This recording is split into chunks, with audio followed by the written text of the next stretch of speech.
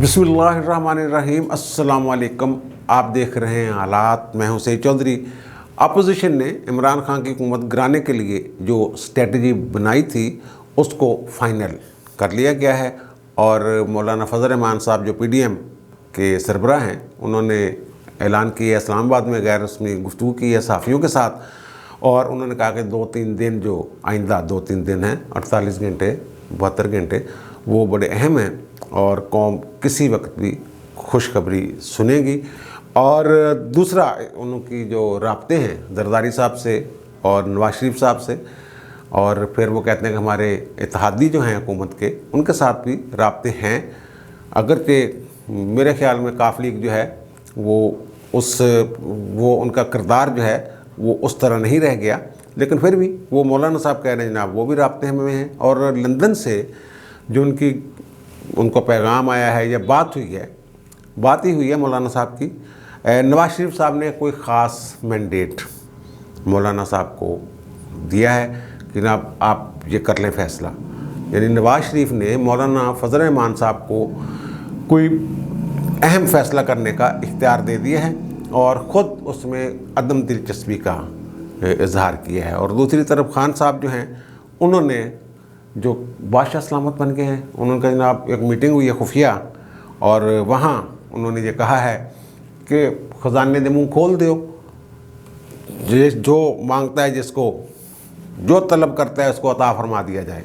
ये वो वाली मीटिंग नहीं यार, वो जो सिक्योरिटी वाली मीटिंग है ना जिसमें आर्मी चीफ भी थे और हसास अदारों के दीगर लोग भी थे और एक इतला के मुताबिक DGI भी। वो तो यूक्रेन का दौरा और सिक्योरिटी सूरत हाल उसमें तो बहुत सारे लोग थे अस्करी और सिविल, लेकिन ये वाला मामला उसमें नहीं था। वो और एक मीटिंग हुई है उसमें ये बातें हुई हैं और फिर लमलेट होने का फ़ैसला हुकूमत ने जो किया है कि ना अब किसी तरीके ने टाइम कढो, टाइम पूरा करो, आज देखेंगे कि स्ट्रेटजी बननी है। और इसी जो हुकूमत की कह लें पॉलिसी है इसके नतीजे में कोई इमरान खान साहब के दोस्त जो हैं वो ना कहीं इधर उधर हो जाएं, इस पर भी बात करेंगे। लेकिन इससे पहले हुकूमत जो मैंने अर्ज़ किया जैसा कि हुकूमत ने यू टर्न लेने के तो वो हर दूसरे दिन हर तीसरे दिन यू टर्न की बातें होती रहती थी कि यू टर्न फलां से लेके ये ऐलान किया वो ऐलान किया। अब हुकूमत जो है वो फिर भाग गई है।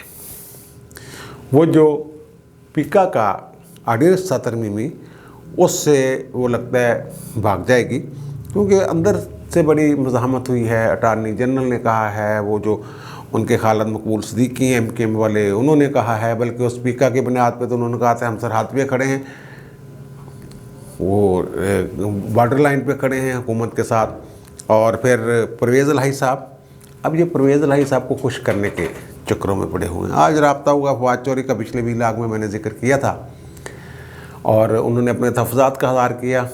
वो जो जॉइंट एक्शन कमेटी है वो मिली थी परवेज़ इलाही साहब से, तो उन्होंने सारी जो उनमें खामियां हैं और जो जबर है उससे आगाह किया। फिर उन्होंने कहा जनाब मैं गल करदा और फवाद चौधरी साहब से बात की और फिर फवाद चौधरी साहब ने बात की है अपनी काबीना से और उसके बाद उन्होंने ऐलान फरमाया है कि हुकूमत जो है वो ये जो बिल है पिका ऑर्डिनेंस ये वापस लेने के लिए तैयार है। वो कहते हैं जनाब हम चौधरी परवेज़ इलाही को ये मैंडेट दे रहे हैं, वो कर दें फैसला, जॉइंट एक्शन कमेटी से मिल लें और उनसे वो मुशावरत कर लें। जॉइंट एक्शन कमेटी जो कहेगी सिफारिशात देगी और जिसको ओके करेंगे परवेज़ इलाही साहब तो उसको हम कर लेंगे। अगर वो कहते हैं जनाब वापस ले लो तो वापस ले लो। वो उसमें यार रौला बड़ा पड़ गया हुआ था ना, उसको किसी ने भी कबूल नहीं किया हो, हत्ता के जो हुकूमत के अंदर बैठे हुए लोग हैं उनके भी तहफ़्फ़ुज़ात थे।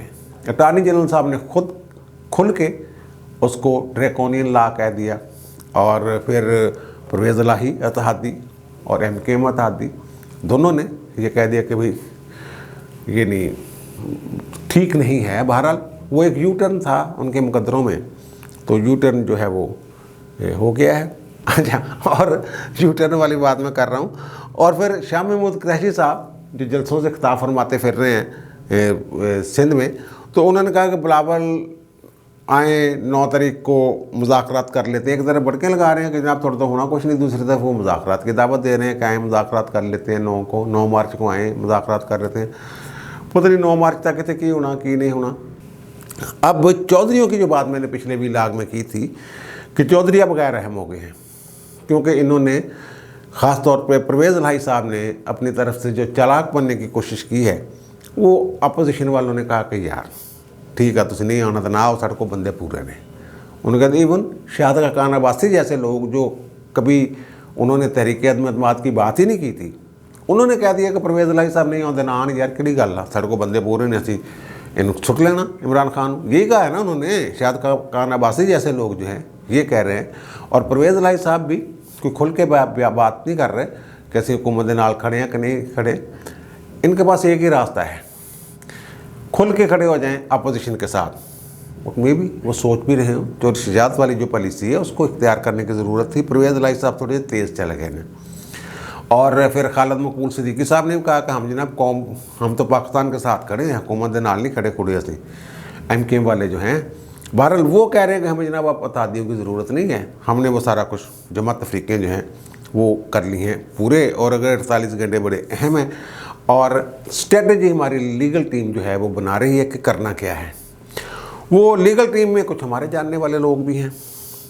वो ये कह रहे 2 ऑप्शंस हैं, एक ये कि रिक्वेजिशन दी जाए इजलास बुलाने के लिए, फिर तहरीक अदम एतमाद पेश की जाए, और दूसरा ये है कि डायरेक्ट वो टेबल कर दी जाए सेक्रेटरीट में तहरीक अदम एतमाद, जिसके बाद आइनी तौर पर 3 दिन के अंदर यानी 3 दिन के बाद और 7 दिन के अंदर, 3 से 7 दिन के दरमियान अजलास बुलाना होता है तहरीक अदम एतमाद वाला। अगर वो टेबल कर दी जाए तो फिर वज़ीर आज़म के पास ये इख्तियार नहीं होता कि वो असम्बली डिज़ाल्व करें।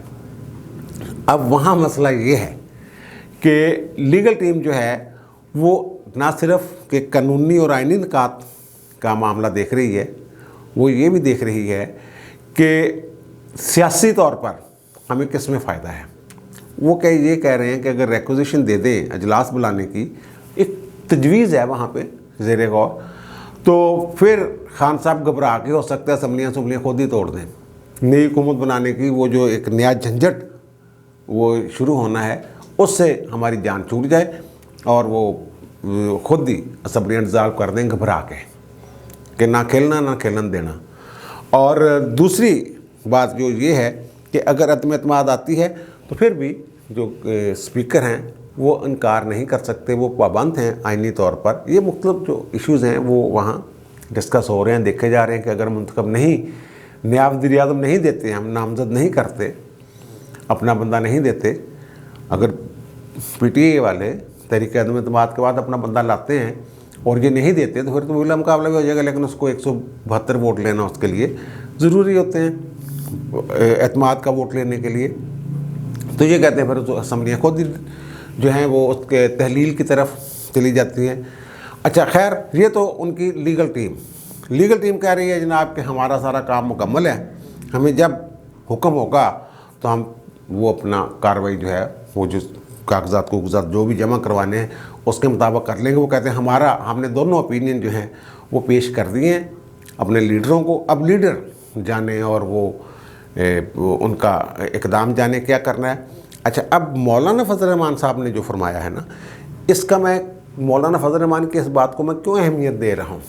मौलाना साहब वाहिद लीडर थे अपोजिशन में, जब ये तहरीक अदम एतमाद की बात होती थी तो वो पब्लिकली इसको मना करते थे कि इसको पब्लिकली ना किया जाए, ये सारी जमात तफरीक़ें पहले कर लें, फिर उसके बाद अवाम के सामने लाएं मामले को। जब आपके पास गिनती पूरी हो जाए, स्ट्रेटजी मुकम्मल हो जाए और आगे क्या होना है, आगे क्या करना है, ये सारा मुकम्मल हो जाए। वो आगे क्या करना है ये मैंने लीगल टीम के हवाले से अशारतन जो मुझे बताया गया है वो आपके गोश गुजार कर दिया। अच्छा, वो ना मेरे जो व्यूअर्स हैं आप लोग प्यार करते हैं, लेकिन बाद में ना कुछ बात ऐसा आ जाता है जनाब कि वो जनाब ट्रक की बत्ती के पीछे लगाने वाले व्लॉगर यू टर्न ले रहे हैं, या इस तरह की बातें जाते हैं। वो भाई हम वाल टू वाल कमेंट्री करते हैं, हमारे पास जो खबर आती है जो खबर होती है उस पर कमेंट्री करते हैं, उस पर अपना तज्जिया देते हैं, तबसरा करते हैं। अगर खबर ही आ जाए कि जनाब ये अपोजिशन वाले बैठे हैं और उन्होंने सोचा छो यार इन्होंने 5 साल पूरे कर दे, दफा जा करो, हमने वही आपको बताना है ना। वो अपने पास से हम कैसे बता दें आपको कि जनाब ये कल जो मेरे पास, जो कल रात मैंने वीलाग किया था, उसमें जो मेरे पास इतला थी वो मैंने बता दी थी कि जनाब पिंडी वाले और इस्लामाबाद वाले जो हैं उनके अभी दूरियां ख़त्म नहीं हुई, वो कोई उनके आपस में वो सीज़ फायर नहीं हुआ, काम जारी है। और आज उसकी जो मज़ीद डेवलपमेंट थी वो इससे पहले जो वीलाग मैंने की उसमें मैंने आपकी गोशगुजार कर दी। अब इसमें मौलाना साहब जो हैं, जो खुल के आज उन्होंने जो बातें की हैं, इससे साफ ये पता चलता है कि जनाब काम हो गया है, पूरा ओके हो गया सारा कुछ। और ख़ान साहब ने जो मैंने कहा ख़जाने मुँह खोल दो, उनका जो मांगता है, जो कोई मांगता है उसको दे दो। और ये जो अपोजिशन वाले जो ख़ास तौर पे सहाफ़ी और दीगर तंजीमें, सिविल सोसाइटी जरा रौला चला पाती है, उन्हें भी ख़त्म करते हैं। और ख़ान साहब कहते साढ़े को तो पैसे बड़े आ गए हैं जनाब, इसलिए तो हम वो पेट्रोल की कीमत 10 रुपये कम कर दी, 5 रुपये बिजली की कीमत कम कर दी, रिकॉर्ड। अच्छा ख़ान साहब हर चीज़ रिकॉर्ड ही करते हैं। 20 अरब का अगर वो कोई देंदे ने पैकेज, तो वो भी एक रिकॉर्ड पाकिस्तान की तारीख में पहली बार, पाकिस्तान की तारीख में पहली बार रूस में ये हुआ, पाकिस्तान की तारीख में पहली बार चाइना में ये हुआ, पाकिस्तान की तारीख में पहली बार अक़वाम मुत्तहिदा ने वज़ीर-ए-आज़म ने ये खिताब कर दिया। वो कहते हैं पहली दफ़ा, वैसे वो बात ठीक है उनकी, सबसे ज़्यादा टैक्स इकट्ठे हुए हैं पाकिस्तान की तारीख में। वो कहते टैक्स तुसीं दिता, थोड़ा मैं रिलीफ देता, अगे तो भी टैक्स देंदे रहना, थोड़ा रिलीफ दिंदा रहा। मैं तो गल ही कोई नहीं, यानी पहले झूठ बोलते रहे, सारी ड्रामेबाजियाँ करते रहे, और अब ये जनाब सच बोलने पे आ गए। असल में सारा कुछ वही है कि बैंड लगी बजने तो खैरात लगी बटने। बहरहाल उन्होंने कह दिया जनाब दे दियो आसमान वजदार, जो कोई मंगदा दे दियो इन्होंने थादियाँ नूं, और जो कुछ थोड़ा मंगदा। और दूसरी खबर ये है इसमें कि ये 2 अदम एतमाद के तहत तहरीकें आएंगी। अब उनकी स्ट्रेटजी जो है वो नहीं पता कि पंजाब और वो इमरान खान के ख़िलाफ़ पहले या पंजाब में पहले, लेकिन उनके जो प्लान में है वो इमरान खान को भी घर भेजना है और बुज़दार साहब को भी घर भेजना है। ये हर सूरत में उन्होंने करना है। और फजल रहमान साहब कह रहे हैं कि जनाब आ गए हैं हमारे बंदे साइन सुन करने के लिए, इस्लामाबाद पहुंच रहे हैं, और उन्हें कहा गया कि जनाब राब्तों में रहना है, छोड़ना नहीं है इस्लामाबाद को, जो इस्लामाबाद में है, और बाकी जो है उन्होंने कहा कि इस्लामाबाद पहुँचें और वहाँ पक्की प्लानिंग वो कर रहे हैं। और ख़ान साहब वो तो 48 घंटे दे रहे हैं, खबरें ये चल रही हैं, लेकिन मेरा ख्याल है कि थोड़ा सा 1-2 दिन का आगे पीछे हो जाएगा। बहरहाल वो अगर कह रहे हैं तो उनकी बात पे यकीन करना चाहिए। अच्छा, अब ये जो मैं अर्ज़ कर रहा था नवाज़ शरीफ वाला इशू कि उनका क्या मामला हुआ है, जो रब्ता हो गया फजल रहमान साहब का, वो एक बात चल रही है कि आगे क्या होगा, आगे क्या होना है। मौलाना साहब ने फरमाया है कि जनाब वो हुकूमत गिराने के बाद क्या करना है, किसकी हुकूमत करनी है, इस पर भी बात ही नहीं हुई, किसने हुकूमत बनानी है, वो मौलाना साहब कह रहे हैं। और ये वैसे दिल नूं लगदी है गल कि तुसी एक बंदे नूं गिरान जा रहे हो और उहदी जगह तुसी की करना, ये तुसी प्लान ही नहीं किया। दिल को लगती है बात, नहीं लगती ना। वो प्लान श्लान जो किया हुआ है वो वही जो मौलाना कहते हैं लुको के रखनी है, कुछ चीज़ें छुपा कर रखनी है, वो चीज़ें हैं। वो जो नवाज शरीफ साहब से राब्ता हुआ है, उनको नवाज शरीफ ने जो उनको मैंडेट दे दिया है, नवाज शरीफ साहब ने कहा है कि जनाब जो अगर तो जो हमारी प्लानिंग है कि असम्बलियाँ 1-2 माह बाद डिज़ाल्व कर दी जाए, जो भी हुकूमत आए, तो फिर हमें हुकूमत बनाने में कोई दिलचस्पी नहीं है। मौलाना साहब आप जिसको चाहें मेरी तरफ से आप जो है वो शहबाज शरीफ की मुशावरत के साथ जिसको दिल करता है बनाए, मेरा कोई कैंडिडेट नहीं है। ये इतला है मुख्तसर अरसे के लिए। हाँ, अगर 1.5 साल वाला मामला आता है लंबा, फिर वो कहते हैं मैं फिर दोबारा गल कर लेना, तुसी अगर फौरी तौर पर इलैक्शन में टुर जाना, फिर हुकूमत बनाने साड़ी नून लीग की कोई दिलचस्पी नहीं। अगर अगे टुर के जाना तो फिर तुसी मेरे नजर फिर दोबारा गलबात कर लेना। ये सर मौलाना साहब को इख्तियार मिल गया, इसलिए मौलाना साहब को ये इख्तियार भी दे दिया गया है पीडीएम की जमातों की तरफ से। ज़ाहिर है जरदारी साहब भी ऑनलाइन है, ऑन बोर्ड हैं, तो वो मौलाना साहब को तहरीक अदम एतमाद के पेश करने, टाइमिंग शाइमिंग ये वो, इस हवाले से भी कुछ जो इख्तियारात मैंडेट वो जो है वो दे दिया गया है। और मौलाना साहब जो हैं वो खुश हैं। अंदर खाते जो साफ़ी उनसे मिलकर आए हैं, उन्होंने कहा कि जनाब मौलाना साहब के अंदर के काम पूरा हो गया, जड़ी साड़ी ख्वाहिश थी वो अब इंशाल्लाह ये वो उनके बकौल कि इमरान खान से अब जान छूट जाएगी। तो उन्होंने ये कहा है, यही बात जब सहाफ़ियों ने पूछी कि जनाब अगे की करना, अगे की स्ट्रेटजी है थोड़ी, तो उन्होंने कहा जनाब बाहर आए ना आए, हम तो ख़ज़ां से जान छुड़वाना चाहते हैं।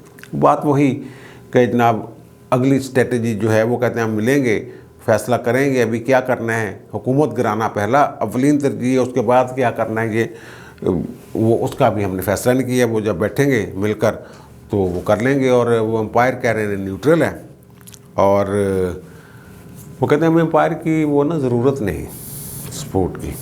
एम्पायर बस हमारा जो मकसद था तहरीक का, पीडीएम का, वो ये था कि एम्पायर हुकूमत पर से हाथ उठा ले। वो कहते हैं कि हमारी, मौलाना साहब ये कह रहे हैं कि हमारी इतला के मुताबिक वो हाथ उठा लिया गया है और राब्ते हुकूमत के और इस्टेब्लिशमेंट के सियासी जोड़ तोड़ वाले, वैसे तो यार उन्होंने हुकूमत आते हो उन्होंने एक अदारा मतहत अदारा, वो वैसे तो गल होनी है, सियासी जोड़ तोड़ बंदे तोड़ ये कर वो कर, वो कहते हैं कि वो नहीं है, अब ख़त्म हो गए और एम्पायर हो गया न्यूट्रल। ना हमें सपोर्ट करेगा ना हमें उसकी सपोर्ट की मदद की ज़रूरत है, हुकूमत को सपोर्ट की ज़रूरत है। और हुकूमत जो है वो नहीं, वो हुकूमत को वो सपोर्ट कर नहीं रहे। वो कहते हैं कि पीपल्स पार्टी और नून लीग के पता नहीं राब्ते हैगे कि नहीं, मेरे नहीं हैगे इस्टेब्लिशमेंट देने राब्ते, ये नून लीग और पीपल्स पार्टी दोनों के राब्ते हैं जी। खबर यही है कि दोनों के राब्ते हैं, जरदारी साहब का भी राब्ता है और शहबाज शरीफ साहब का भी राब्ता है उनके साथ। और ये दोनों ये कह रहे हैं दोनों कि जनाब हम, हमारे राब्ते इसलिए नहीं हैं कि हमें उनकी मदद दरकार है, हमारे राब्ते इसलिए हैं कि हम चाहते हैं वो न्यूट्रल रहें और अपना वादा जो न्यूट्रल रहने का उन्होंने किया था वो पूरा करें। हम उन्हें वादा याद करवाते रहते हैं बकौल उनके, हमारा कोई मकसद ऐसा है ही नहीं। और फिर जो एक और बात की है मौलाना साहब ने कि इस्टेब्लिशमेंट में से अगर कोई बंदा इनफरादी तौर पर राब्ता करे अरकान असम्बली से, अपने तौर पर यानी बतौर अदारा नहीं, अपने तौर पर, यानी मैं कोर कमांडर फलां जगह था, या मैं कोई उहदे अंदर ISA देख कोई मामला देखने वाला बंदा छोटा जहा या बड़ा सारा, वो करेगा तो वो कहते हैं जनाब वो जिन्होंने किए राब्ते शाब्ते इनफरादी तौर पर, तो अदारे ने बतौर अदारा उसका नोटिस लिया। वो मैंने पहले अर्ज़ किया, ये 6 नवंबर से पहले 2-3 माह से पहले से ये शुरू हो गया हुआ था मामला नोटिस लेने वाला। जब वो मरियम नवाज़ ने एक अफसर का नाम लिया ISI का, जिसने कहा था मैं स्मैश कर दूंगा, उसके ख़िलाफ़ एक्शन हुआ, फौरी तौर पर वापस बुला लिया गया। फिर ISI के DG की तब्दीली हुई और फिर वो रोला पड़ गया कि जनाब वो नोटिफिकेशन में आगे पीछे हो गया मामला। अब खान साहब के ज़ाहिर है दोस्त हैं कुछ लोग वहाँ भी, तो मुझे ये लगता है कि खान साहब ने तो घर जाना ही जाना है, कहीं उनका कोई दोस्त भी घर ना चला जाए।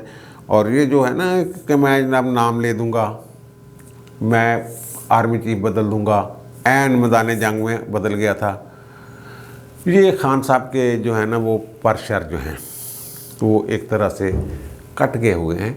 ये खान साहब वारदात डाल नहीं सकेंगे, क्योंकि अंदर जो रावलपिंडी के अंदर जो मामलात हैं वो कुछ इस तरह के, खान साहब को भी इतला है उसकी, खान साहब को भी पता है या खान साहब को बता दिया गया है कि ये गलती न कर बैठना, कम बढ़ जाएगा। ये खान साहब को पैगाम जो है वो दे दिया गया है। और फिर ये तो नहीं ना कि जनाब खान साहब ने जनाब भाग जाना है कहीं या सियासत नहीं करनी, उन्हें तो शहीद होने का एक मौका मिल रहा है, वो तो कहेंगे मुझे क्यों निकाला, मुझे क्यों निकाला, मेरे जनाब ये मैंने अब सीधा कर लिया था काम, मैंने देखा रिलीफ देना शुरू कर दिया था, मैंने ये करना शुरू कर दिया था, मैंने वो करना शुरू कर दिया था, तो इस मौके पे मुझे निकाल दिया गया। उनके वो जो उनका मुंह तो नहीं पकड़ा जा सकता, वो चाहें जो करें, लेकिन वो जेल जाने के लिए शायद तैयार ना हो कि इस तरह के ना वो कोई ऐसा इकदाम कर बैठे कि उन्हें कई साल वो, यही यहाँ तो ऐसे भी होता है ना, बंदा जेल में जाता है और फिर वो भूल जाते हैं।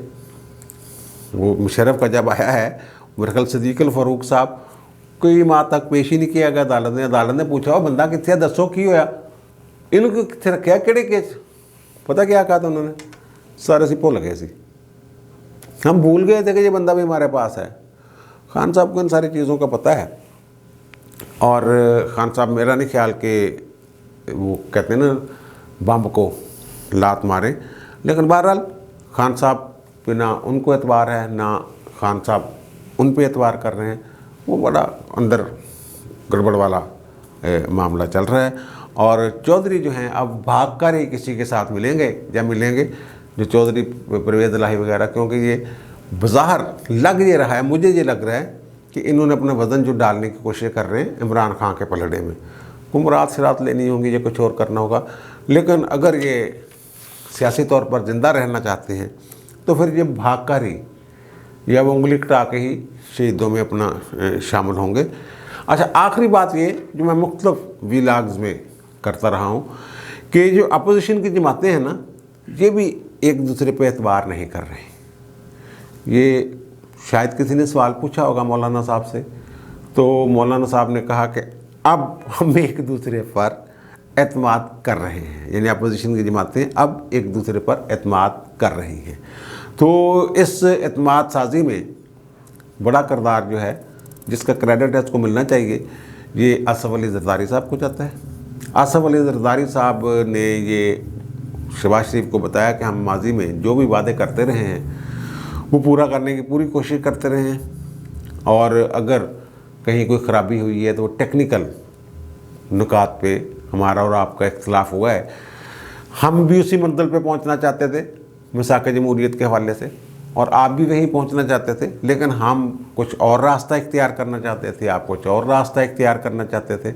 और दूसरा इसमें मौलाना साहब का किरदार है, उनके शहबाज शरीफ का किरदार है, और फिर नवाज शरीफ का किरदार इस तरह है कि उन्होंने जो इस तहरीक अदम एतमाद के मुखालफीन हैं नून लीग में, उनको उन्होंने कहा नहीं एक दफ़ा होलन दियो, शहबाज जो कहता उंजी करो। शहबाज शरीफ जड़ा वो बड़ा सियाना आदमी है, उन जी गेम पा रहा पालन दियो, तुम टेंशन नहीं लेनी। हाँ, एक और यार आखिरी बात, ये बहरहाल खान साहब की कहानी जो है ना ये मुझे ख़त्म होती नज़र आ रही है तहरीक अदम एतमाद। अब लेकिन वो वज़ीर आज़म है यार, वज़ीर आज़म के पास वो हेड ऑफ़ दी स्टेट नहीं, हेड ऑफ़ द स्टेट तो सदर होता है, वो इंतज़ामी सरबराह है इस मुल्क का, चीफ एग्जेक्टिव है इस मुल्क का, उसके पास बड़े इख्तियारात हैं। वो लोगों को प्यार से दबका कर दबा कर मुख्तलिफ तरीक़ों से हीलों बहानों से अपने साथ रख सकता है। वो ज़ाहिर है वो चुप करके तो नहीं बैठा होगा, वो भी अपनी कार्रवाई तो पूरी डाल रही है। जैसे उसने कहा खजानिया दे मुँह खोल दो, खजाने घरों लैके आए हो यार, तुम टैक्सां के पैसे 10 रुपये सानू तुम छड्डे ने पेट्रोल 2 लीटर पिछे, और 5 रुपये तुम बिजली 6 रुपये वधाती एक दिन पहलों उसी दिन बल्कि। तो ये सारा मामला वो अच्छी जो एक और ख़बर मैं कह रहा था, वो जो इन्होंने दरख्वास्त दायर की थी ना ताहियात नहली के ख़ात्मे वाली, और फिर उससे ऑब्जेक्शन लग गया, तो ऑब्जेक्शन जो है वो उन्होंने एतराज़ात दाखिल कर दिए, जवाब उनका यानी अपील कर दी है, वो लगी नहीं अभी। तो वो कोशिश ये है कि वो भी अगले हफ्ते लग जाए। वो कोशिश की जा रही है सुप्रीम कोर्ट बार एसोसिएशन की तरफ से कि ओदा काम भी नाल ही हो जाए। और फिर वो मैंने तो नहीं वो ख़बर देखी, लेकिन बहरहाल वो कह रहे थे कि साहब के फैसलवाड़ा वाले केस में जो चीफ जस्टिस पाकिस्तान है उन्होंने कोई ताहियात नहली के हवाले से कोई ऑब्जर्वेशन दी है जिससे ये लगता है कि ताहियात नहली वाली गल जी ने ठीक नहीं लगती, एक अद्धी दफ़ा ही बंदा नाहल होना चाहिए। इस तरह की बात मुझे एक वकील साहब ने जो कोर्ट में मौजूद थे उन्होंने मुझे कहा कि यार ये खबर अच्छी तरह रिपोर्ट ही नहीं की थी, तो चीफ साहब ने बड़े बड़े ऑब्जर्वेशन दी थी। तो बहरहाल मैं वकील साहब की बात पे एतबार करके ये बात मैं आप तक पहुंचा रहा हूं। अब मुझे दीजिए इजाज़त, इंशाल्लाह दोबारा मुलाकात होती है नए व्लॉग के साथ। अल्लाह हाफ़िज़।